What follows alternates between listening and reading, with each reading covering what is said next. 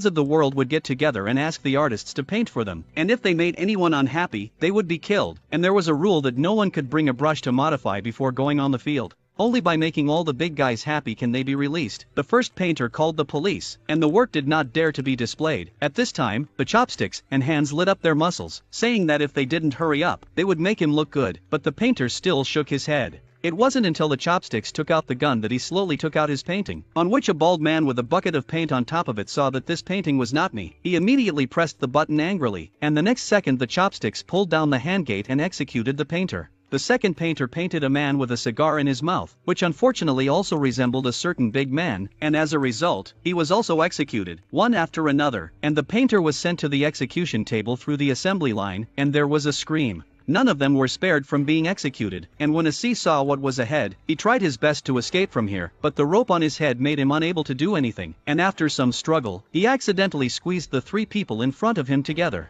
The bigwigs on the referee's bench were taken aback at first, and then let them show their words together, but the three of them showed three different pigs, which made the Führer angry, because he thought that the three pigs were all drawn by themselves. He directly ordered the three of them to be thrown into the cremation furnace together, and Asi looked at his painting and broke out in a cold sweat, thinking that fortunately, I was not in front, otherwise it would be me who died this time. Who knows the moment when the three people fell into the crematorium because they were too heavy. The spilled cinders flew over, and at the critical moment, Asi escaped with his own painting to block it, but his painting was also unrecognizable, and a red-hot cinder fell onto his boot, and he picked it up and wanted to use it to burn the rope. But the rope was too strong, and he had no choice but to use it to modify his painting, and suddenly a studio in front of him drew a man who resembled the Pope, and he was let go, so Asi immediately changed his painting to the Pope. But when the second person to show the Pope appeared, he was killed again. It turned out that the first person was just lucky, and when it was his turn, the Pope happened to be sleeping, and then Asi panicked, seeing that it was about to be his turn, and he frantically revised the painting,